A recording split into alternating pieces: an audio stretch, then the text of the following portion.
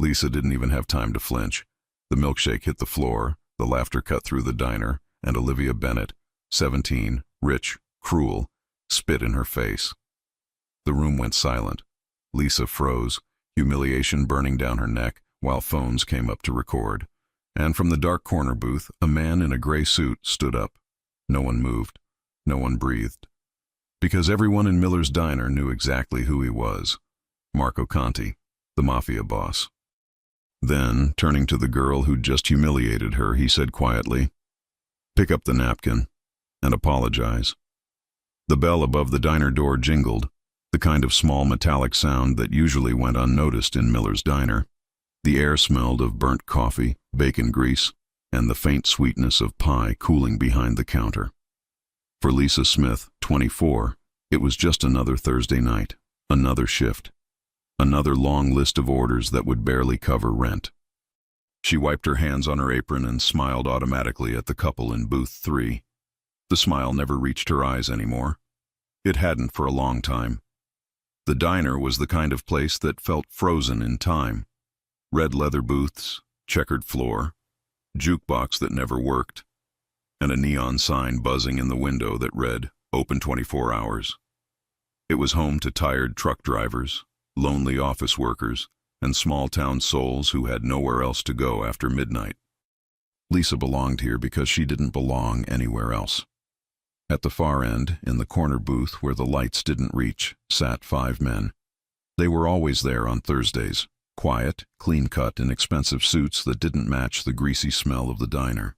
They didn't flirt, didn't joke, didn't even order much. They just watched. Lisa never asked questions. She brought their coffee, refilled it when the cups were half empty, and pretended she didn't feel their presence like static against her skin. That night, everything changed. The door opened again, and the air shifted. 4 teenagers strutted in as if they were walking onto a red carpet. Designer jackets, diamond earrings, the newest phones in their manicured hands. Their laughter was sharp, meant to be heard. At the front of the group was Olivia Bennett, 17, daughter of a state senator who owned half the billboards in town. Everyone knew the Bennetts. They didn't come to places like Miller's Diner. Lisa's stomach tightened. Trouble. They picked the booth closest to the window, right where everyone could see them. Olivia snapped her fingers, and Lisa approached, pen and pad ready. "What can I get for you tonight?" Lisa asked politely. Olivia smiled without warmth. 4 chocolate shakes. And a round of tequila. Lisa blinked. "I'm sorry, ma'am, we don't serve alcohol to minors." Olivia tilted her head. "Do I look like a minor to you?" Her friends laughed. One boy held up his phone, already recording. "Come on, Liv, she's just doing her job." Olivia ignored him. "Listen, waitress," she said, drawing the word out like it was dirty. "When my father's campaign dinners spend more in a night than this dump makes in a year, you'll bring what I ask for." Lisa kept her voice calm. "It's against the law. I could lose my job." "Oh, honey," Olivia said, leaning back. "You already lost your dignity. Look at this place." She gestured around the diner. Sticky tables, broken jukebox, fries that smell like they've been cooked twice. And you? Her gaze raked up and down Lisa's uniform. "You smell like grease and desperation." The laughter stung like slap after slap. Lisa forced her lips into a polite line. "I'll get your milkshakes." She turned toward the counter, heat burning behind her eyes. "Just keep walking," she told herself. "Don't give them what they want." She'd survived worse. She could survive this. Then she heard it. A wet, sharp sound. Something hit her cheek. Warm. Disgusting. The taste of salt and soda and humiliation filled her mouth before she even realized what had happened. Olivia Bennett had spit on her. The world stopped. Every conversation died. The hiss of the fryer, the hum of the neon light, even the old ceiling fan seemed to freeze. Lisa stood there, eyes wide, one trembling hand pressed against her face. Olivia's phone camera was pointed straight at her. "Smile for the camera, sweetheart," Olivia said sweetly. "Maybe someone will finally notice you." Laughter again, but this time nervous, uncertain. People at nearby tables shifted uncomfortably, staring down at their plates. No one said a word. Lisa felt her throat tighten. 1,000 words crowded her tongue, none of them strong enough. She wanted to disappear, and then a chair scraped across the floor. Low, heavy, purposeful. From the shadowed corner a tall man rose. He moved slowly, deliberately, like a storm deciding where to land. The 4 men with him followed his gaze toward the booth of teenagers, but didn't move. They didn't have to. Everyone knew who he was, even if they never said his name aloud. Marco Conti. Lisa had heard whispers, rumors about what he did, who he was, what happened to people who disrespected him. She'd never believed any of it. Until now. Marco walked the length of the diner, the soles of his black shoes echoing against the tiles. The teenagers fell silent, their laughter dying mid-breath. The boys shifted back instinctively. Olivia tried to hold her chin high, but her hand trembled around her phone. He stopped beside Lisa. For a moment, he didn't speak. He simply looked at her. His eyes, dark, steady, unreadable, took in the tear tracks on her cheeks, the spit glistening on her skin. His jaw clenched once, then relaxed. He reached for a napkin from the counter. His voice, when it came, was calm, low, and intimate. "Hold still, sweetheart." The word rolled off his tongue with quiet authority, not mocking, not pitying, just certain. Lisa obeyed before she even realized it. Her breath caught as he gently lifted her chin and wiped her cheek clean, slow and deliberate, as though the act itself mattered. The diner remained silent. Every pair of eyes watched them. When the napkin came away, Marco turned and placed it on Olivia's table. "Pick it up," he said. Olivia blinked. "Excuse me?" He leaned down slightly, his voice dropping to a whisper that carried through the silence anyway. "You spit on a woman in front of me. You're going to apologize. Right now." Olivia opened her mouth to argue, but one of the boys hissed, "Liv, just do it." Marco's men hadn't moved, but their mere presence, the cold focus in their eyes, the way the entire diner seemed to shrink around them, was enough to make everyone understand. This man didn't bluff. Olivia swallowed. "I'm sorry." "Louder," Marco said. "I'm sorry," she said again, voice breaking. Marco nodded once, then stepped back. "Now leave." They didn't hesitate. The group scrambled out, bumping into chairs, leaving half-finished milkshakes and the stench of fear behind them. The door slammed, the bell above it giving a weak jingle. Silence returned. Marco turned back to Lisa. The shift in his tone was immediate, almost disorienting. "Are you all right?" She tried to answer, but her voice caught. I think so." His gaze softened. "Good." Then lower, for her ears alone. "Nobody touches you again. Ever." Something in his words, the absolute certainty of them, went straight through her chest. He didn't sound like a man making a promise. He sounded like a man stating a law. He walked back to his booth, placed a $100 bill on the table, and left without looking back. His men followed in perfect formation. When the black SUV outside rolled away, the air in the diner finally moved again. People began whispering. A woman at the counter muttered, Was that Marco Conti?" Someone else said, "God help that girl if she got his attention." Lisa stood there, napkin still clutched in her hand, her pulse hammering in her throat. For a moment, she wanted to run after him, to say thank you, to say nothing at all, to just understand what had happened. Instead, she finished her shift in silence, avoiding every curious glance. When the last customer left, she scrubbed the same table 3 times. The spit was long gone, but she could still feel it burning on her skin, and beneath it, the ghost of Marco's touch. Outside, rain started to fall, tapping softly against the windows.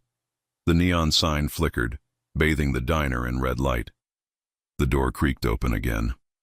Officer Davis stepped inside, rain dripping from his hat. He'd been a regular for years, usually friendly. Tonight, he looked nervous. "You okay, Lisa?" he asked quietly. She nodded, forcing a small smile. "Yeah, just another night." He sighed. No, it's not. I saw the video. Lisa froze. Video? It's already online, spreading fast. He rubbed the back of his neck. People are saying Senator Bennett's daughter was attacked in your diner. That man. He hesitated, lowering his voice. You know who he was, right? Lisa shook her head. Marco Conti, he whispered. You don't get between him and something he cares about. You did good staying quiet. I didn't do anything, she said softly. Exactly.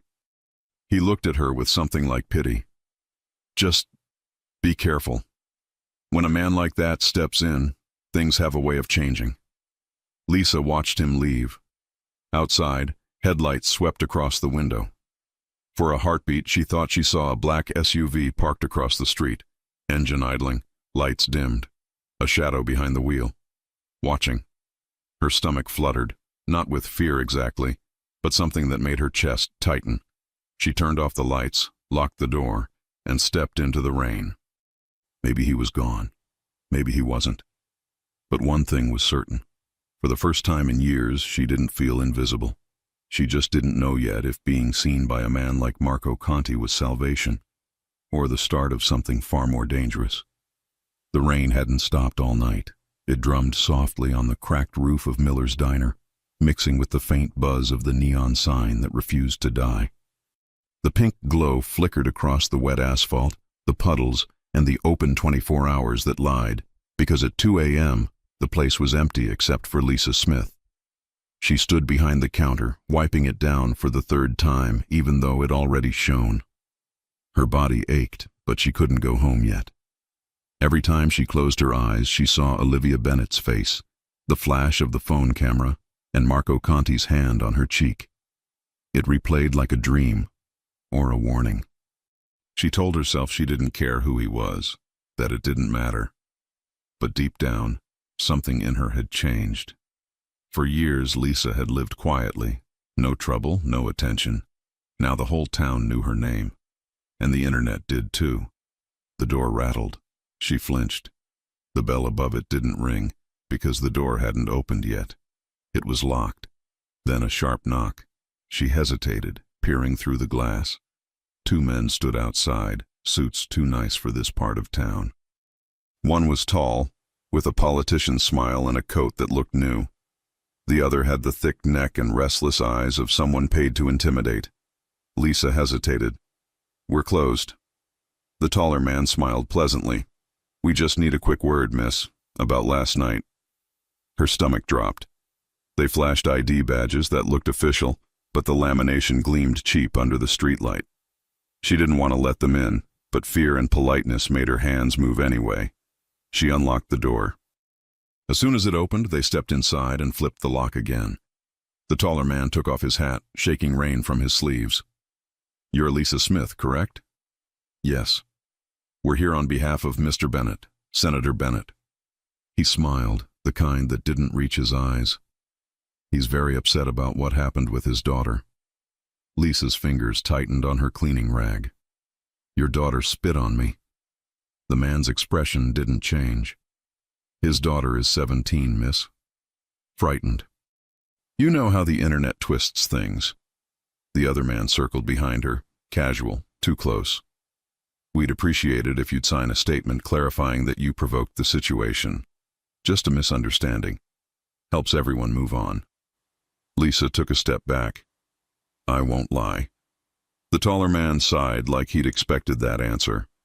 Miss Smith, people believe what they're told. Do you want to be the reason a young girl's reputation is destroyed? She opened her mouth, but the other man grabbed her wrist. Maybe you don't understand how serious this can get for you. Lisa's breath caught. Let go of me. He didn't. His grip tightened. Just sign the paper. The rag fell from her hand. The clock ticked loud above them. She thought about screaming, but no one would hear her at this hour. Then the door unlocked. No sound, just the quiet click of a key sliding home. The man's hand froze around her wrist. He turned. Marco Conti stepped through the doorway, a single droplet of rain rolling off his dark coat. Behind him stood 2 of his men, Luca Romano and Enzo Ricci, both silent, both watching. No one spoke. Marco's eyes moved from Lisa's wrist to the man holding it. His expression didn't change, but something invisible in the room shifted, like the air itself had learned fear. "Take your hand off her," Marco said quietly. The man released her instantly, stumbling back. "Mr. Conti, this is just a misunderstanding." Marco walked forward, calm, precise. "I'm sure it is." He glanced at the paper on the counter. "You came here to get her to lie." No, sir. We were just trying to—" "You were told to," Marco interrupted. "By Bennett." The taller man's throat bobbed. "We're only following orders." Marco smiled slightly, the kind of smile that chilled blood. "So am I." He nodded once. Luca moved before anyone could blink, stepping forward, his presence alone enough to make both men back toward the door. No one raised a hand. There was no shouting, no threats, just the heavy silence of power. "Out," Marco said. They left, quickly. One tripped over the door frame in his haste. When the door clicked shut again, the diner felt even smaller. Lisa stood frozen behind the counter. Her pulse was wild. "You shouldn't have let them in," Marco said softly. Her eyes snapped up. "I didn't know who they were." He studied her, eyes dark under the diner's flickering light. "Now you do." She wanted to ask how he knew they were here, why he had keys, why he kept showing up right when things went wrong. But all that came out was, "You had a key." Marco's tone was calm. "The owner owes me a favor. This place stays safe because of that." Her heartbeat quickened. "So you control this place?" "I protect it," he corrected. "And the people who work in it." Lisa crossed her arms, fighting the trembling in her hands. "I don't need your protection." He tilted his head slightly. "You sure about that?" She opened her mouth, but the words faltered. He wasn't wrong. Marco took a slow step closer, closing the distance between them until she could smell rain and clean cologne. "You think I stepped in last night because I needed to prove something?" he asked quietly. "You were standing there shaking and nobody moved. Not one person. That's why I got up." Her voice barely rose above a whisper. "You don't even know me." His eyes softened for the first time. "You'd be surprised." She frowned. "What does that mean?" He didn't answer. Instead, he reached for her hand, the one still red from the man's grip, and looked at the faint bruise forming there. His thumb brushed over it gently. Lisa flinched at the contact, not because it hurt, but because it didn't. Marco's jaw tightened. "You live alone?" "Yes." "Not anymore." Her brows drew together. "Excuse me?" He looked directly into her eyes. "You're staying somewhere else tonight." She laughed nervously. "No, I'm not." "Yes," he said simply. "You are." Lisa stepped back. "You can't just decide that." "I can," he said quietly. "And I just did." He moved around the counter, picked up her coat from the hook and held it out. "Put it on." "Marco." "Sweetheart," he interrupted, his voice low but firm. "I'm not asking." The word sweetheart hit her like a current. She stared at him, breathing fast. "Why are you doing this?"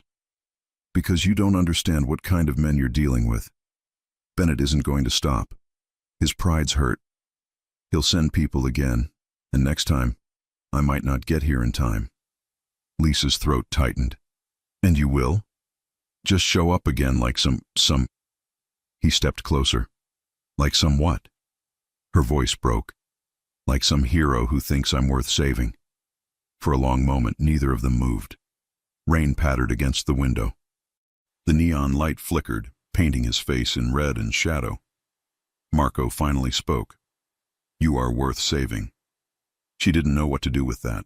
Nobody had ever said those words to her before. He handed her coat back, softer this time. "Get your things. I'll take you somewhere safe." Lisa hesitated, searching his face for a trace of cruelty or manipulation, something to make it easier to refuse him. But all she saw was calm certainty. Outside, a black SUV idled by the curb. Luca waited at the wheel, cigarette glowing in the dark. Lisa sighed, grabbed her purse, and followed Marco out into the rain. The ride was silent. Streetlights passed like ghosts through the tinted windows. Marco sat beside her, his jacket still damp, his profile sharp under the dim glow of the dashboard. Lisa wanted to ask where they were going, but the weight of his presence kept her quiet. Finally she whispered, "Do you do this often?" He turned his head. "Do what? Rescue waitresses who make the wrong people angry?" A faint smile tugged at the corner of his mouth. "No, you're the first." Her heart stumbled at the way he said it. Not joking, not teasing, just honest. She looked away, hands twisting in her lap. "You scare me a little." "Good," he said softly. "Fear keeps people alive." Then, gentler, "But you don't have to be afraid of me." The SUV slowed as they entered a private underground garage beneath a tall building downtown. Concrete walls, security cameras, polished cars lined in silence. Luca parked and got out. Marco opened Lisa's door himself. "Where are we?" she asked. "My place." "I can't stay here." He interrupted with that same steady tone. "You can, and you will, just for tonight." He guided her to a private elevator that opened directly into a penthouse. Glass walls overlooking the city, sleek furniture, quiet music humming from hidden speakers. Lisa stepped inside, stunned. It didn't smell like money. It smelled like order. Marco turned on a soft lamp near the couch. "You'll stay in the guest room. Luca will bring you clothes in the morning. If you need anything, use that phone on the table. It connects only to me." Lisa turned to him. "Why are you doing this?" He met her gaze without hesitation. "Because I saw a woman get spit on for doing her job, and it reminded me of everything I hate about this city." She swallowed. "That's not a reason to—" "It is for me." He stepped closer, stopping just short of touching her. His voice dropped to a whisper. "From now on, you don't walk home alone. You don't answer strange numbers. You don't open locked doors after hours. You let me handle it." Lisa's breath trembled. "You talk like you own me." His expression didn't change. "Maybe I just don't like sharing what I protect." Their eyes met, her heartbeat loud in her ears, his gaze steady and unblinking. For a long second, she thought he might touch her again. He didn't. He simply said, "Get some rest," and walked toward the elevator. "Marco," she called softly. He paused. She searched for the right words. "I don't even know what to thank you for." He looked back, expression unreadable. "Then don't thank me yet." The elevator doors closed, leaving her alone in a silence so deep she could hear her own heartbeat. Outside, the rain finally stopped. Lisa sat on the edge of the guest room bed, staring at the city lights below, wondering who exactly had just brought her here, her savior or her captor. And somewhere far below, in the same building's garage, Marco Conti spoke quietly into his phone. "Keep a car on her building," he said. "No one goes near it. Not the Bennetts, not their men, not anyone." He ended the call, eyes on the skyline. He didn't know it yet, but this waitress, the girl with fire behind her fear, was about to change everything. Lisa didn't remember falling asleep. One second she was sitting on the edge of the bed in the guest room, staring at the city through floor-to-ceiling glass, his voice still in her head, her heart still racing from the way he said, "You're staying here." And the next, she woke up in sheets softer than anything she'd ever touched. For a moment, she didn't know where she was. The ceiling wasn't stained. The air didn't smell like old frying oil. No thudding footsteps from the neighbor upstairs. No sirens. No yelling through thin walls. Just quiet. Real quiet. Her throat felt tight. It wasn't just that the bed was comfortable. It was that she felt safe. Then memory hit hard, fast. Olivia's spit. Her name online. Bennett's men in the diner. Marco's hand on her wrist. Calm. Certain. "Sweetheart, I'm not asking." She sat up too fast. She was wearing a t-shirt she didn't remember putting on. Not hers. Hers were old, soft from too many washes. This one was new, black, long enough to brush her thighs. She swallowed. Did he undress me? Before panic could rise, she noticed something on the nightstand. Her uniform, folded neatly, still buttoned to the top. her bra and jeans folded too, and a small white note leaning against a glass of water. You fell asleep. I told Rosa not to wake you. Her shoulders loosened an inch. Okay. So he hadn't touched her while she slept. He'd had someone else, Rosa. Take care of her. That helped. That helped a lot. But it also meant something else. There are people who work for him. In here. In his home. Her eyes moved around the room. The guest bedroom was bigger than her entire apartment. Pale walls, clean lines, thick curtains pulled half open to the skyline. There was a chair in the corner beside a low table with a small tray. Painkillers, a bottle of water, and, she blinked, a protein bar. He left food for me. That shouldn't have made her feel the way it did. She slid out of bed slowly. The floor was warm under her bare feet, like the whole place had its own quiet heat under the marble. She padded to the mirror in the corner and almost didn't recognize herself. Puffy eyes, hair half fallen out of her ponytail. The faint mark on her wrist from where Bennett's guy had grabbed her. She rubbed it gently, remembering the way Marco had touched the same spot and gone still. You're staying somewhere else tonight. Not a question. A knock sounded from outside the bedroom, firm but not harsh. Lisa startled. Yeah? The door opened a few inches and a tall man leaned in. Not Marco. Dark hair, broad shoulders, sleeves pushed up, tattoos running over his forearm and disappearing under his shirt. He looked like trouble but spoke like respect. Ms. Smith, he said. I'm Luca. Boss asked me to check if you're up. Boss. Right, of course. Lisa pulled the hem of the shirt down over her bare legs. I'm up. Good. Luca set a folded stack of clothes on a chair without stepping inside the room. These are for you. They should fit. Rosa guessed sizes. If anything is off, tell me, and I'll have it fixed. Her brow pulled. You bought me clothes? He shrugged like it wasn't a big deal. Yeah. You bought me clothes in the middle of the night. He let out half a laugh. You think Conti's taking you back to that diner in the same uniform you were wearing when the senator's people tried to corner you? Come on. Her mouth parted. I'm going back to work? Luca's expression flickered. That depends on what work means after today.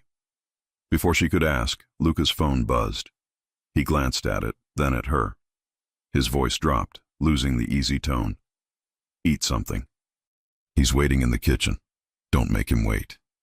Then he was gone. The door clicked shut, and Lisa stood there for a second, heartbeat thudding in her throat. He's waiting in the kitchen. Something about that hit her harder than expected. Not an office. Not a meeting room. Not, he'll see you when he's free. He's in the kitchen, waiting for you. She dressed quickly. The new clothes were simple. Fitted black leggings, soft gray sweater, fresh socks. Nothing flashy. Nothing that screamed I belong to a man like him. Just comfortable, thoughtful. And yes, they fit perfectly. That detail unsettled her more than any gun or threat ever could. How do you know my size, Marco? When she stepped into the hallway, she realized how private this place really was. It wasn't sterile like a hotel. It wasn't gaudy rich person taste either. It was controlled, minimal, nothing lying around that didn't need to be there. The kind of space designed by someone who didn't like being surprised. Cameras in the corners, reinforced doors, locked cabinets. She noticed it all and understood one thing instantly. People don't get in here unless he wants them in here. Which meant he let me in. Her stomach fluttered. The kitchen wasn't what she expected. She'd pictured cold stone counters and chrome everywhere. Instead, it felt warm. Dim lighting, heavy wood table, coffee already made, steam curling up from 2 mugs. Marco was leaning against the counter with his jacket off, sleeves rolled to his forearms, tie on the table. He looked less like a roomer and more like a man this close, stubble on his jaw, strong shoulders under a white dress shirt, a vein in his forearm that flexed when he moved. He wasn't posing. He wasn't trying. That was the problem. Her breath stalled for half a second. He looked up. and when his eyes landed on her, his whole face changed. That was the second problem. She'd seen men look at her before, sure. Quick scans, lazy grins, hands that felt entitled just because she brought ketchup to their table. This wasn't that. Marco didn't look at her like something to touch. He looked at her like something he already considered his. "Morning," he said quietly. "It's still dark out," she managed. The corner of his mouth lifted. "Then it's not morning yet." Her eyes flicked to the mugs. "Is that for me?" "Yes," he said. "Sit." She sat at the table because her body did what his voice told it to do, before her brain could decide whether or not she liked that. "Eat," he said, sliding a plate toward her. "Toast, eggs, bacon. Real bacon, not whatever thin supermarket pack she sometimes bought on Sundays if it was on clearance." "I'm not hungry," she said automatically. He didn't blink. "Eat anyway." She picked up the fork. "You always talk to people like that?" "No. Just me." "Yes." Her stomach did something that should not have felt good. She took a bite, and her body betrayed her immediately. She had been hungry. She hadn't eaten since yesterday afternoon. Marco watched her silently for a few seconds, not in a creepy way, more like he was checking. "Are you actually okay, or should I be hunting someone down right now?" Finally, he said it. "They came after you because of me." Lisa's fork paused in midair. He continued, voice even. "Bennett's people don't care about you. They care about optics. His daughter humiliates a waitress. Video goes online. His kid looks bad. He can't touch me without starting something he won't survive. So he tried to get to me through you. That's why they were there." Her chest tightened. "So I got pulled into this because you stood up." "You got pulled into this," he corrected, "because a spoiled little girl thinks service workers are beneath her, and her father taught her that money erases guilt. I just interrupted the part where you were supposed to swallow it and say thank you." Her throat burned. He said it casually, like he'd been sitting in that dark corner booth for months watching people like Olivia Bennett spit on girls like her, and he'd finally had enough. Lisa looked down at her plate. "Nobody has ever stopped something like that for me." His brow lifted slightly. "Nobody ever wiped your face before?" Her eyes snapped up. "Don't say it like that." "Like what?" "Like it was nothing." His jaw flexed, like he wanted to say 10 things and swallowed all of them. He leaned forward instead, forearms on the table, lowering his voice. "It wasn't nothing," he said. "That's the point." Silence pressed in for a few seconds. Her face felt hot. She didn't know where to look. She tried to breathe around the weight in her chest. "Everyone's saying your name." "I know. They said you're dangerous." "I am." That directness should have scared her. It didn't. Not the way it should have. She swallowed. "Dangerous to who?" A slow breath moved through his chest. Then he said it, steady and truthful. "Not to you." Every muscle in her body went tight. Her instinct told her not to believe that. Men said things. Men promised things. Men swore they'd never, and then they did. But something in the way he'd walked into that diner at 2 in the morning, something in the way 2 grown men with fake badges had backed up the second his eyes cut toward them. That wasn't a line. That was evidence. He wasn't asking her to trust him. He was showing her why she should. Lisa pushed her plate away a little and exhaled. "What happens now?" Marco didn't answer right away. Instead, he reached into a folder on the table and slid a stack of printed screenshots toward her. "This." Lisa blinked. "What is that?" "Your face," he said. "Online." Her stomach dropped. Her own image stared back at her from a dozen angles, all frozen mid-humiliation. Olivia laughing. Her friend filming. Lisa looking stunned, hurt, small. Words overlaid on some of them. Waitress attacks senator's daughter, violent diner worker. Goes after minor. "Are you serious?" Lisa whispered. "I didn't touch her." "Nobody cares about the truth," Marco said calmly. "They care about who posts first." Her hands shook. "I didn't do anything wrong." "I know." Her throat tightened so hard it hurt. That's what did it. Not the protection, not the money, not the SUV, the clothes, the guarded building, the private elevator. That, I know. Her eyes burned. She blinked fast, furious at herself. Great, so I'm violent diner trash now, in front of the whole internet. Marco's voice dropped. You're not trash. She forced out a laugh. Yeah? Tell that to the comments section. I don't care about the comments section. I do, she snapped, louder than she meant to. She swallowed and dropped her voice. That's my face. That's my job. That's my life. You walk into places and people shut up. People don't do that for me. I don't get to just exist in the background anymore. You understand that, right? You lit up a spotlight on me. Something dark flickered in his eyes. Not anger at her. Anger at himself. He nodded once. You're right. She blinked. She hadn't expected him to agree. He leaned back in his chair and said in that same quiet, controlled voice, Then we adjust. Her breath caught. Adjust how? You're not going back to the diner. Her heart lurched. What? It's not safe, he said. Bennett's not done. He'll either try to scare you again, or pay you to lie, or set you up to look like you're unstable so nobody believes you. I'm not letting you walk into that. Her pulse hammered. You can't just tell me to quit my job. That job pays my rent. It did, he corrected. Past tense. Her face heated, anger flaring. Oh, I see, right. So now I'm just, what? Some girl you're going to keep in an apartment so you feel big? Am I supposed to sit on your couch, look pretty, and shut up? Something flickered in his expression. Luca, if he'd been in the room, would have warned her. Don't poke him like that. But Luca wasn't in the room. Marco stood slowly, palms flat on the table, and leaned over until his face was inches from hers. His voice when he spoke was low, even, and devastating. Listen to me very carefully, Lisa. I am not paying you to be quiet.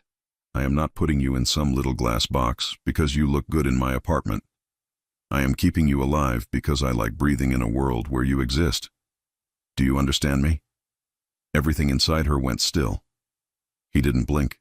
He didn't smirk. He didn't look away. He meant every single word. Her lips parted.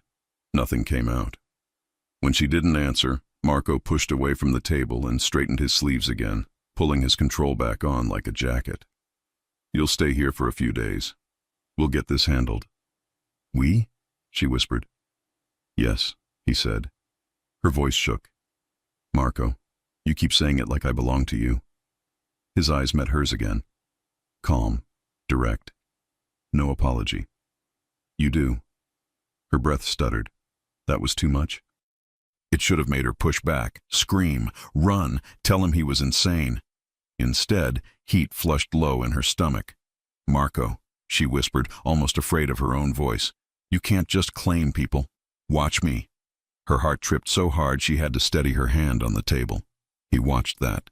His jaw tightened almost imperceptibly, like holding himself still took effort. Then, for the first time, his voice softened. You haven't asked me anything yet. She blinked. What do you mean? You haven't asked me who I am, he said quietly. What I do. What it means if people see you with me. Her throat felt dry.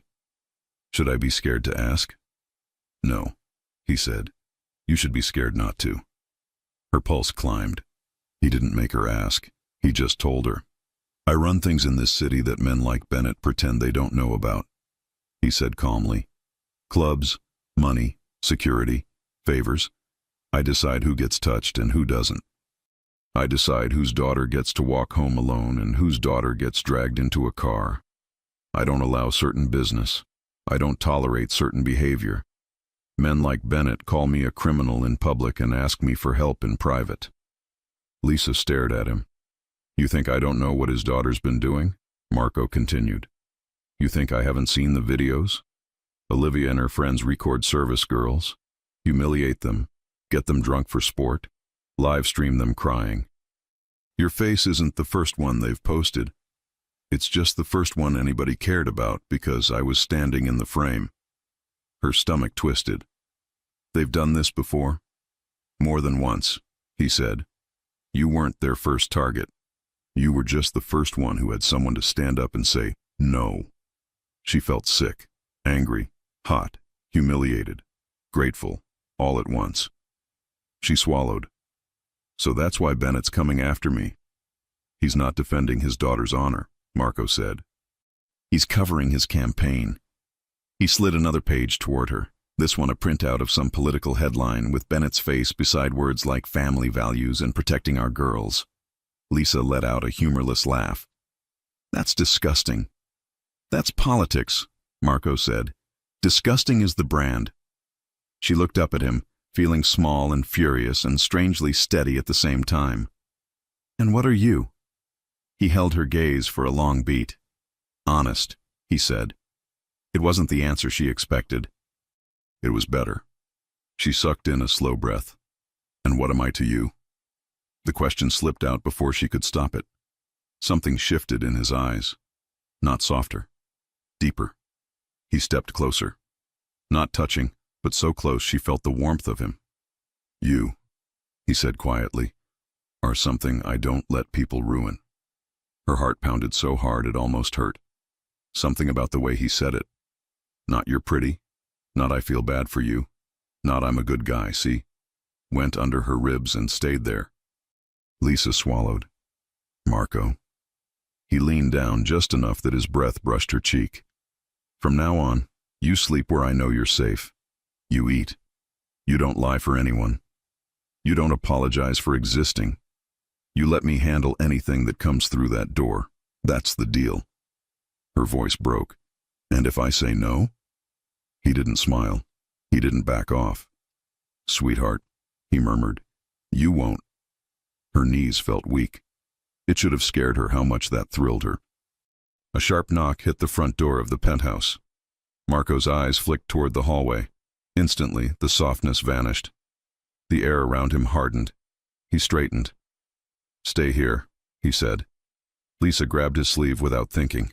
Wait. His gaze dropped to where her fingers curled into his shirt. For a split second, his expression changed. His eyes went darker. His jaw ticked. He took in a slow breath like he was holding something back that wanted out. Then he gently pried her hand free and pressed her knuckles to his mouth. Not a kiss. Not exactly. Just a touch. A claim. Stay, he repeated, voice low. He turned and walked down the hall with slow, measured steps that told her he was already calculating a dozen outcomes. Lisa stood there, pulse racing, every nerve awake. She heard the front door open. Muffled voices. Luca's voice first, low. Boss, we've got a problem. Marco. Tell me. Luca. Bennett went public. He's putting out a statement at noon. He's telling press his daughter was assaulted. He named Lisa. Her blood ran cold. Named. Full name. Out loud. Lisa pressed a hand to her chest and felt her own heartbeat under her palm. Luca kept talking, voice tighter now. He's calling her unstable. He's saying she's been harassing his family for weeks. He's painting you like you're using her to go after a minor. Marco didn't answer right away. When he did, his voice was calm, controlled, lethal. Okay, he said softly. Then we're done playing nice. Lisa swallowed hard. Luca lowered his voice. You want me to leak it? Leak what? Leak what? Marco. Not yet. But get everything ready. Every clip, every screenshot, every timestamp. If Bennett wants a war in public, I'll give him a funeral in public. Lisa's breath hitched. A long silence followed. She didn't hear all of what Luca said next, just words like press, social, and governor's office. Then she heard Luca ask something that made her heart slam against her ribs. What about the girl? Luca said. You want her moved or you keeping her here? Keeping her here. Her stomach flipped. Marco didn't hesitate. She stays with me. Lisa felt heat rush to her face. Luca let out a low sound that might have been a laugh. Boss? What? You know what? A pause. Then Luca, in a lower tone. Just saying, I've known you a long time. I've never heard you sound like this over anybody. Silence. Lisa held her breath. When Marco finally answered, his voice had that calm steel again. Luca. Yeah? From now on, Marco said, everyone in this building understands something very clearly, which is, if anyone so much as looks at Lisa Smith like she's a problem instead of a priority, they don't work for me anymore. Lisa's lungs forgot how to work for a full second. Priority. He called me a priority. Her heart thudded so hard she had to brace herself on the counter. The conversation at the door quieted. Boots moved. The lock clicked again. The silence in the penthouse dropped back down around her, heavy and private. A moment later, Marco returned to the kitchen. He looked different now. Not physically, same rolled sleeves, same loosened tie. But there was something in his eyes that hadn't been there 20 minutes ago. It wasn't softness or warmth. It was decision. He walked straight up to her. Close. Closer than before. Close enough that she had to tilt her chin up to meet his eyes. Pack a small bag, he said. Her brows pulled. For what? We're going out, he said. Her stomach tightened. Out where? His gaze didn't waver. To fix this. Her mouth went dry. Marco, I can't be seen with you in public. They're already saying I'm... That's exactly why you're coming with me, he said. Bennett thinks he can drag your name through the mud because he thinks you're alone. You're not. Today, people learn that. Her pulse kicked hard. Marco. He lifted a hand. His knuckles brushed her jaw. Slow. Careful. Nothing demanding. Just contact. Her breath caught. He looked down at her like she was already his and said quietly, You're under me now. That means nobody touches you. Not online. Not in person. Not with a rumor. Not with a headline. I don't care if their father sits in an office with a flag behind his name. Her heart beat so hard it felt like it might bruise her ribs. He lowered his voice even more. Lisa, look at me. She was already looking. I am not letting anyone rewrite who you are, he said. Not for votes, not for money, not for a clip on some teenager's phone. Her lips parted. And who am I? He didn't blink. Mine, he said. Her breath hitched. She should have said no. She should have told him he was insane. She should have told him she wasn't property. Instead, in a voice she almost didn't recognize as her own, she whispered, Okay. Something dangerous flickered in his eyes then. Pride, hunger, relief, possession all tangled into one.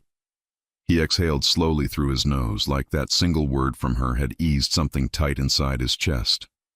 Good girl, he murmured. Her knees nearly gave out. He stepped back just enough to let her breathe. 5 minutes, bag, nothing complicated. Toothbrush, whatever you need.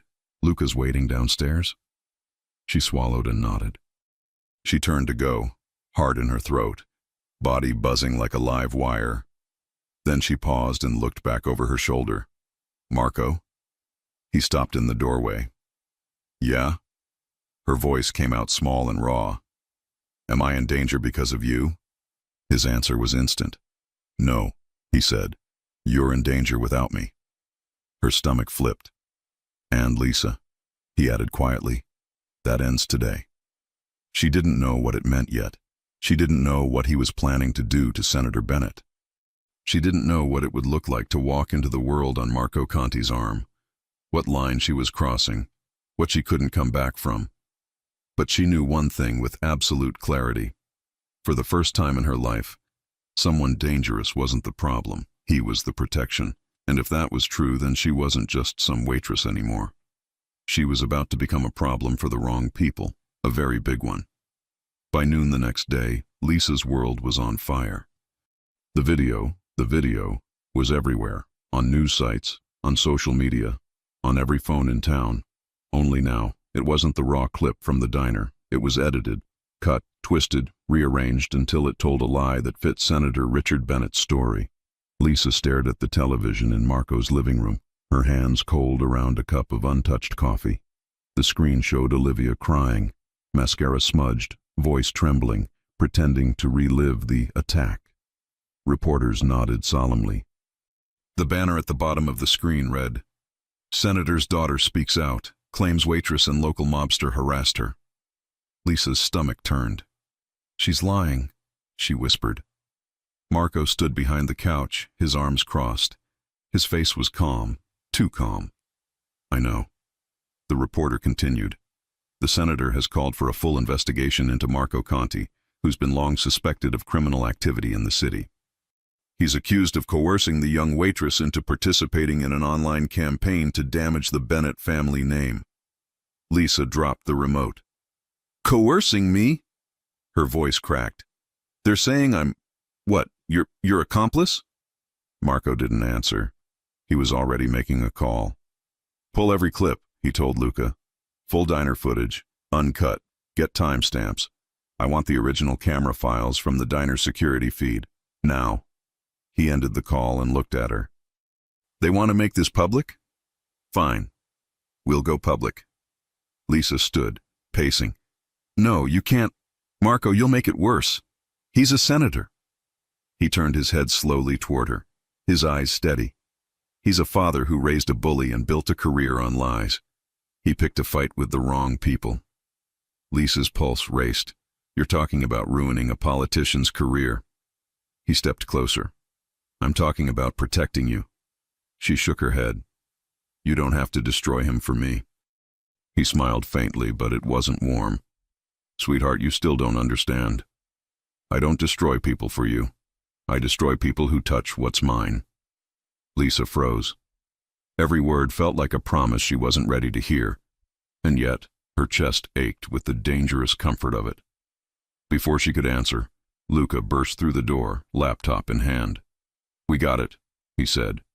Security footage from inside the diner, full view of the table. Olivia spits on her, clear as day, no cuts, no edits. Marco motioned. Show me.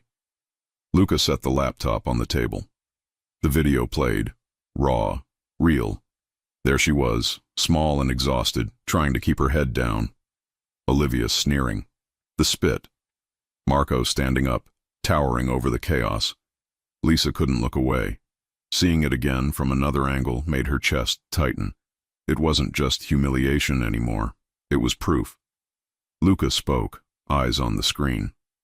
We leaked this to the press. Bennett's done. Marco's gaze never left the video. No. We don't leak it yet. Luca frowned. Boss. Marco's tone dropped. We give him a chance to pull back first. He wants to humiliate a waitress? Let's see how he likes being the one on his knees. He looked at Lisa. You trust me? Her lips parted. I don't even know what you're going to do. Good, he said softly. Then you won't lie when they ask. By afternoon, Lisa's phone wouldn't stop vibrating. Journalists called. Anonymous numbers texted threats. One said, you'll regret crossing the Bennetts. Another, trash like you should stay silent. Her hands shook as she turned the phone over and over. Marco, I can't. He took it from her, turned it off, and placed it face down on the counter. You don't answer unknown numbers again, ever. She stared at him. This isn't normal. No, he said. This is war. He walked to the window, phone pressed to his ear again. Send word to DeLuca, he said quietly. Pull Bennett's campaign financials. Every donation, every offshore account. I want to know where every dollar came from. Start with the construction contracts he buried last year. Lisa's voice trembled. What are you doing? Making sure, Marco said, that when Bennett falls, he doesn't get up. She rubbed her temples. Marco, this is insane. You can't just... He turned, gaze sharp. He used his daughter to humiliate you. Then he used you to save himself. You still want to protect him. Her voice broke. No. I don't want anyone hurt. For a moment, he softened. Neither do I. But people like Bennett understand only pain, reputation, money, fear. We'll use the only language they speak. She didn't know what scared her more, his calm certainty or how right he sounded. That night, she stood on the balcony of the penthouse, looking out over the city. Wind tugged at her hair. Far below, traffic lights blinked like restless stars. Behind her, the sliding door opened. Marco stepped out, holding 2 glasses of whiskey. He offered her one. I don't drink, she said. You do tonight. She took it anyway. It burned going down. For a while, neither of them spoke. Finally, Lisa whispered, I don't get it. You could ignore me.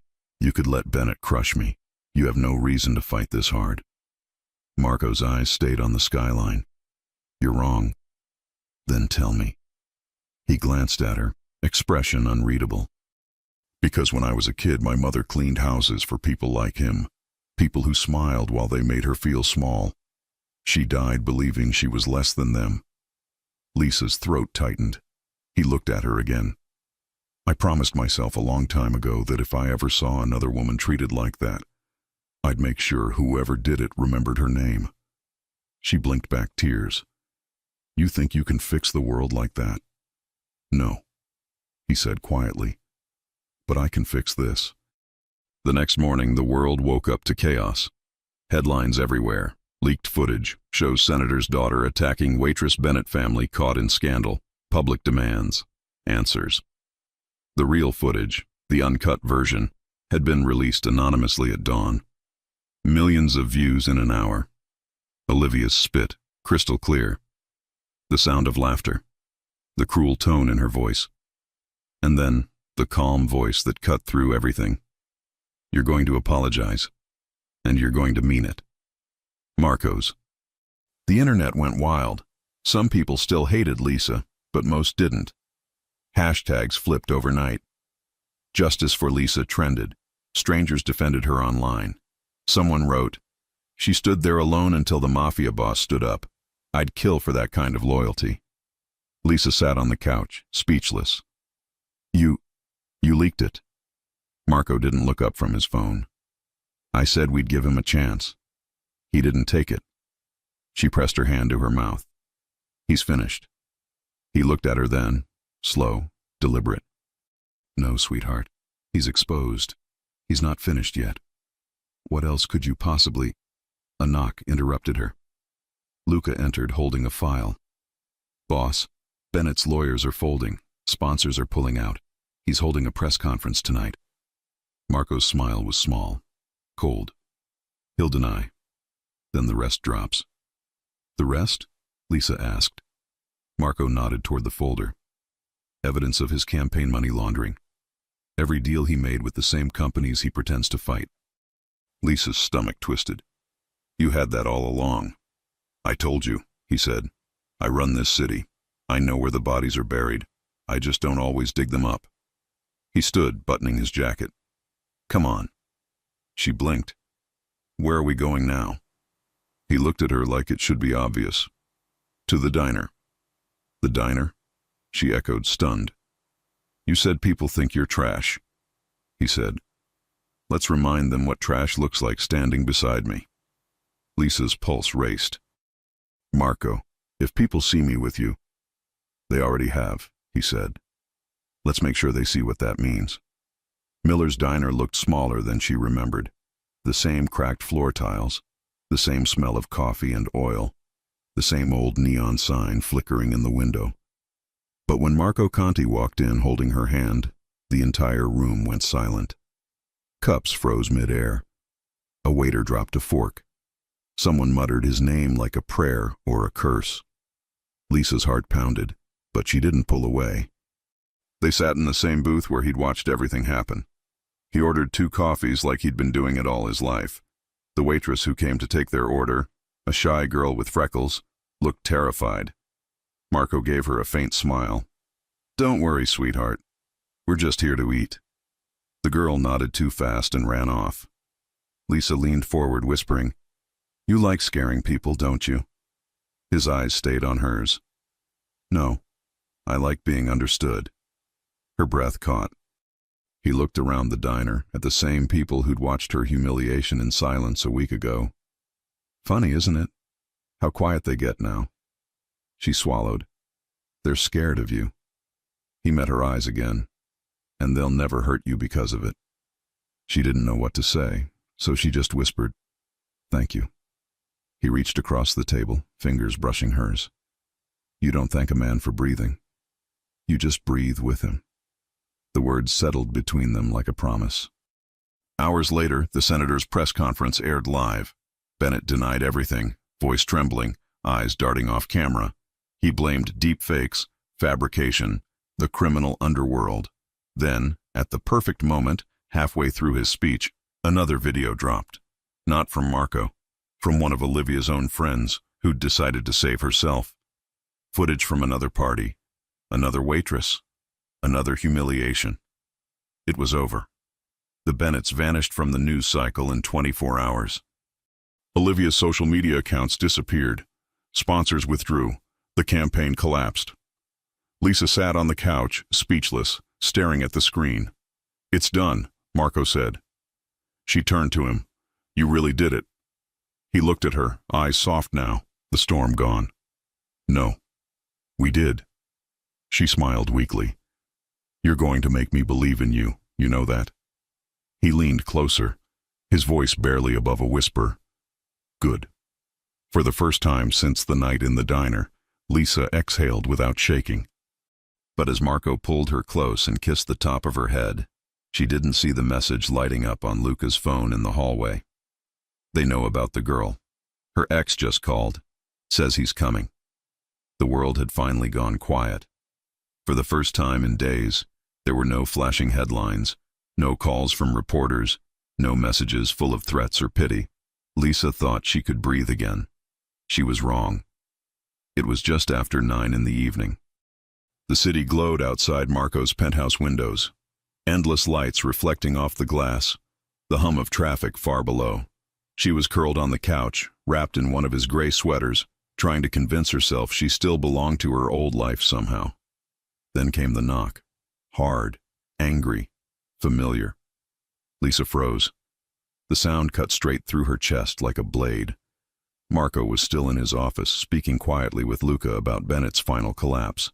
She stood, hesitating. Another knock, louder this time. "Lisa!" A man's voice shouted from the hall. Her stomach dropped. No, not here, not him. She crossed to the door, heart hammering. "Derek?" she whispered through the wood. "Open up," the voice slurred. "You think you can hide from me now?" Her pulse went wild. "You need to leave." "Not until we talk," he yelled, fists pounding again. "You think you're better than me now? You think you can disappear and shack up with some rich bastard?" Lisa stumbled back as the lock clicked. Marco's lock, secure and heavy. Derek didn't care. He slammed his shoulder into the door once, twice. Then it opened from the inside. Marco filled the doorway. He didn't need to say a word. The air in the hallway thickened, the kind of silence that made even the drunkest man sober fast. Derek blinked, suddenly uncertain. "Who the hell are you?" Marco's voice was calm, quiet, and colder than the rain outside. "The man you should have prayed not to meet." "Yeah?" Derek laughed nervously. "You her new sugar daddy? You think she's—" The sentence ended when Marco's hand hit his chest. Not a punch, just pressure. Enough to pin him back against the hallway wall. The sound of Derek's breath leaving his lungs filled the corridor. "You don't get to say her name," Marco said. "Marco—" Lisa tried, stepping forward. He didn't even glance back. "Stay inside." "Please," she whispered, shaking. "He's not worth it."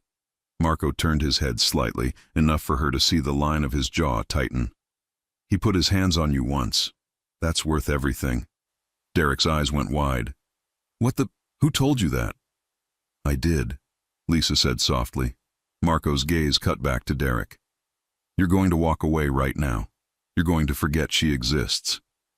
You're going to disappear because if you don't—" He leaned closer, his voice dropping to something that made even the walls seem to listen. "You'll pray I only ruin your life." Derek's skin went pale. He nodded too fast. "Fine. Fine, man. Whatever. I didn't mean. Go." And just like that, Derek was gone. Stumbling down the hall, muttering curses under his breath, too afraid to look back. Marco closed the door, locked it again, and turned toward her. His face was unreadable. Lisa's voice trembled. "You can't just threaten people like that." He took a step forward. "I didn't threaten him." She blinked. You literally just did." He shook his head once. No, if I had, you'd know. That shut her up. The anger that had been burning in her chest collapsed into something else. Confusion, fear, gratitude, and something deeper she couldn't name. Why do you care so much? She whispered. Marco's eyes locked on hers. Because he touched what's mine. Her breath caught. Stop saying that. Why? Because I'm not yours, she said, her voice cracking between defiance and desperation. You can't just decide that because you scared a few people. He moved before she could step back. Not fast, not rough, just certain. His hand braced the wall beside her head, the other catching her wrist gently, the same one Derek had grabbed the night of the diner incident. His voice came low, controlled. You think I did this to scare people? I don't know what you're doing, she snapped, tears threatening again. You act like you own me, but you don't even know me. I know you work double shifts until your hands shake, he said, his tone rising for the first time. I know you give half your tips to your sister so she can pay rent. I know you skip dinner to make sure there's milk in her fridge. I know you're too proud to ask anyone for help. And I know you went home crying that night, not because of what that girl did, but because you were used to nobody caring. Her throat closed. He leaned closer, voice rough now. So don't tell me I don't know you. Lisa's back hit the wall. Her heart pounded so loud she could barely hear herself breathe. You think I'm helping you because I feel sorry for you? He continued. I'm helping you because you walked into that diner months ago with bruises on your wrist and didn't tell anyone who gave them to you. Because when people like Bennett laugh at you, you stand there and still tell them, have a nice day. Because you don't see what I see. She swallowed hard. What do you see? His jaw clenched. A woman who doesn't know her own worth. And I'm done watching her pretend she's nothing. Tears finally broke free. You can't just fix me. I'm not trying to fix you, he said, softer now. I'm trying to claim what I already decided was mine. She shook her head. You can't just claim people. He exhaled slowly. Watch me. He stepped closer, just enough for his breath to touch her cheek, for his presence to drown out every thought she had left. Her pulse stuttered. Her hands went up to his chest, meaning to push him away. Instead, her fingers curled into his shirt. Marco. He didn't kiss her. Not yet. He waited, eyes on hers, breathing controlled, giving her space to say no. She didn't. She rose on her toes and their mouths met halfway. It wasn't gentle. It wasn't careful. It was years of silence and anger and loneliness colliding all at once. His hand slid up to her neck, not choking, just anchoring her, keeping her from slipping away again. When they finally broke apart, both breathing hard, she whispered, You don't even like people. His thumb brushed her jaw. You're not people. A laugh escaped her throat, shaky and real. That's not a compliment. It is from me. She looked up at him, dangerous, unshakable, impossible. And for the first time, she didn't see a man she should fear. She saw a man who'd already chosen her, long before she realized she'd chosen him back. Hours later, Lisa sat on the edge of his bed, wearing his shirt again, watching him by the window. He hadn't moved for a while, phone in hand, tie undone, expression unreadable. You're thinking, she said quietly. He glanced over his shoulder. I'm always thinking. What about? Bennett, he said simply. And you. Her heart skipped. Both in the same sentence? He turned toward her, lips curling faintly. They're connected now. She looked down at her hands. That's not fair to you. He walked to her slowly, the city's light tracing his silhouette. Fair stopped mattering the second he put your name in his mouth. He crouched in front of her, resting his hands on her knees. Tomorrow it's over. His people will fold. The story dies. And you?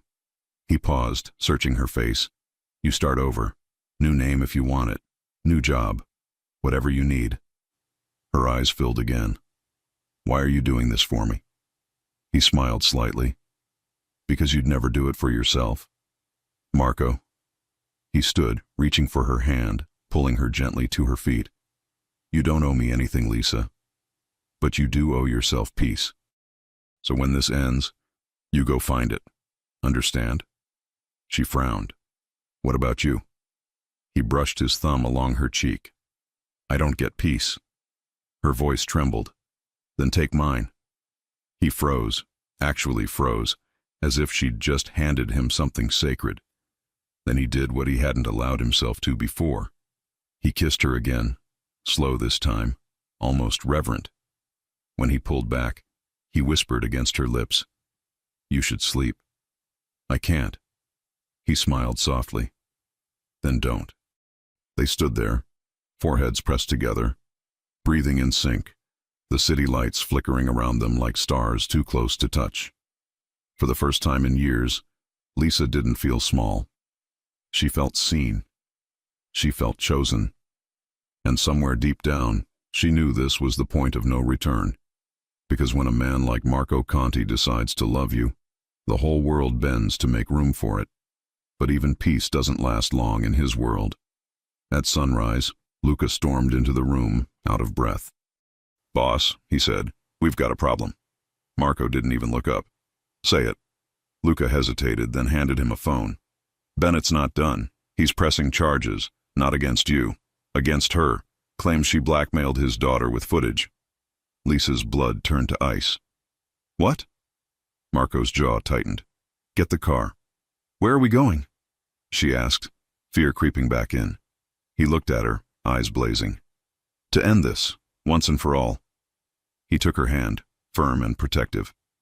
And as they walked out the door together, Lisa realized she wasn't just part of Marco Conti's world anymore. She was the reason it was about to burn. By the time the sun rose over the city, Lisa's world was spinning again. The television blared headlines she didn't want to hear, but couldn't turn away from. Breaking news. Senator Bennett files, charges against Waitress in viral video, claims of blackmail and collusion with alleged mob figure Marco Conti. Lisa sat frozen on the couch in Marco's penthouse, the phone trembling in her hand. He's really doing it, she whispered. He's dragging me down with him. Marco stood by the window, hands in his pockets, shoulders tense. He had that stillness again, the kind that came before something dangerous. He's cornered, Marco said quietly. And cornered men make stupid choices. Lisa looked up at him, tears threatening again. They're calling me a criminal, Marco. They're saying I'm part of you. He turned, eyes meeting hers. You are part of me. Her breath caught. That's not what I meant. It's what I meant. He pulled out his phone, dialed without looking, voice steady as ever. Luca, line it up. We go live in 1 hour. Lisa's head jerked up. Go live? What are you talking about? He finally looked at her, the way he did when he'd already made up his mind. If Bennett wants the world to see you as the villain, then the world is going to see the truth instead. Every clip, every message, every file his daughter deleted. We're not hiding anymore. Lisa shook her head. You can't just leak more things.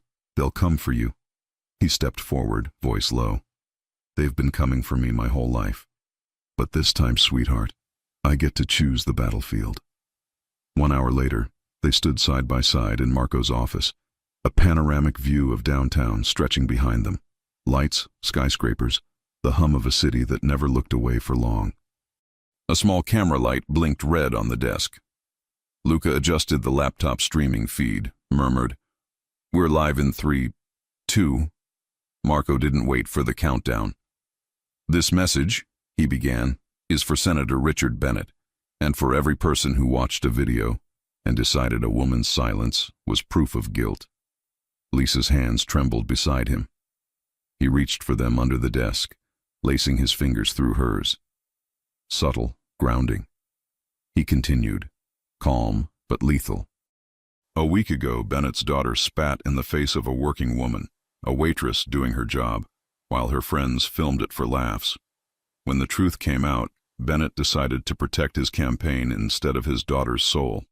He accused that same woman of blackmail. He called her unstable. He called me a criminal. He leaned closer to the mic, his voice dropping. He was right about one thing. I am not a politician. I don't make promises I can't keep. So here's one I will keep.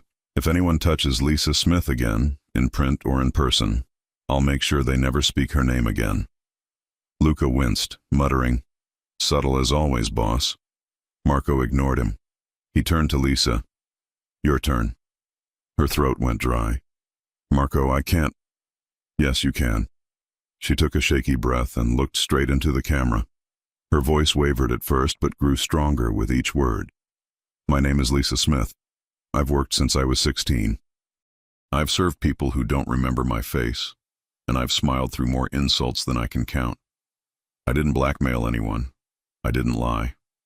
All I did was say no to a girl who thought she could buy respect, and I won't apologize for that." The silence afterward felt heavy, electric. Marco gave her a small nod. Luca ended the stream. "It's out there," he said quietly. "And it's spreading fast." An hour later, the city had seen it. The full diner footage. The uncropped video of Olivia's cruelty. The audio of Bennett ordering his aides to make the girl disappear. Every message, every lie, every mask ripped away. News outlets scrambled. Commentators reversed sides. Hashtags flipped again. Justice for Lisa trended worldwide.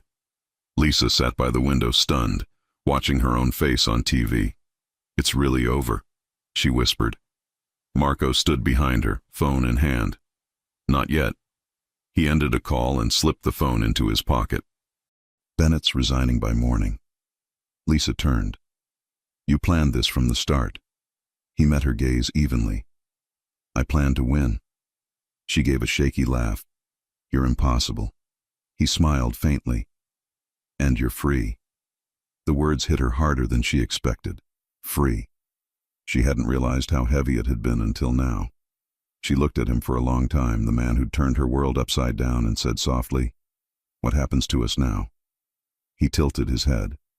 "Us?" She nodded. "You said I was yours." "What does that mean when the war's over?" Marco walked closer, stopping right in front of her. The light from the window cut across his face, sharp lines of shadow and gold. "It means the same thing it meant before the war started." Her voice trembled. "Which is?" He reached up and tucked a strand of hair behind her ear. "It means you don't serve anyone again." Her heart skipped. That's not an answer. His eyes softened, the rare kind of softness that only appeared when he looked at her. "It means I want you beside me. No hiding, no shame, no more pretending you're small." She swallowed. "And if I say yes?" He smiled, slow and dangerous. "Then I stop pretending I can live without you." Lisa stared at him, unable to breathe. "And if I say no?" His thumb traced her jaw. "Then I wait until you change your mind." She tried to laugh, but tears came instead. "You're impossible." He brushed them away with his thumb. "And you're the first thing in my life that isn't negotiable." Her breath hitched. "Marco." He leaned closer, his voice low, steady, the kind that made the whole world disappear. "I've done terrible things. I've taken. I've hurt. I've broken. But with you, I learned something I didn't know I still could. How to want something good." Lisa's tears finally fell. "I'm not good." He smiled faintly. "You're better."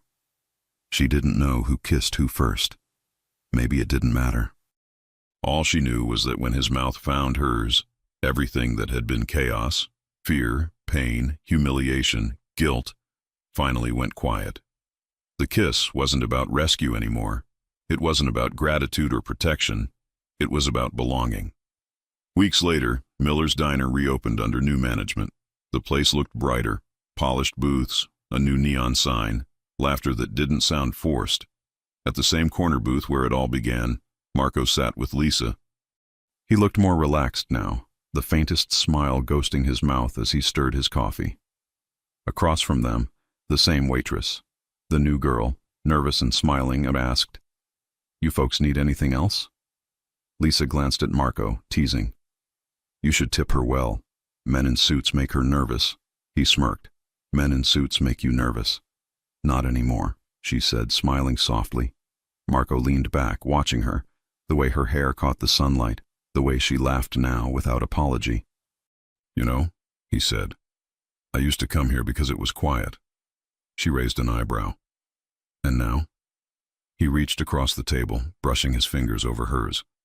Now I come here because it's where I found you. Her heart swelled. From the next booth, a couple whispered. People still whispered about them sometimes, but Lisa didn't care. For the first time, she didn't shrink from it. She met Marco's eyes and smiled. You ever think you'd fall for a waitress? He chuckled quietly. I didn't fall. No. I walked straight into it with my eyes open. She laughed. That's a terrible line. He leaned closer. You're still here, aren't you? Yeah, she whispered, her voice soft but sure. I'm still here. Marco's hand came up, his fingers sliding under her chin, tilting her face toward his. Then that's all that matters. He kissed her again, slow, certain, claiming but tender. The kind of kiss that said, it's over now. Outside, the city kept moving. Cars, crowds, stories that had nothing to do with them. But inside the diner, time stopped. Lisa rested her forehead against his and smiled through the tears she didn't bother to hide. So this is peace? Marco nodded once. This is us. And for the first time in a long, long time, she believed him. If you enjoy stories like this, take a moment to subscribe to the channel. That's how I'll know you truly liked it. Even if you're watching on your TV, grab a second to join this family of fans who love emotional and heartfelt stories. Your support means everything, and it helps us bring you even more tales like this one.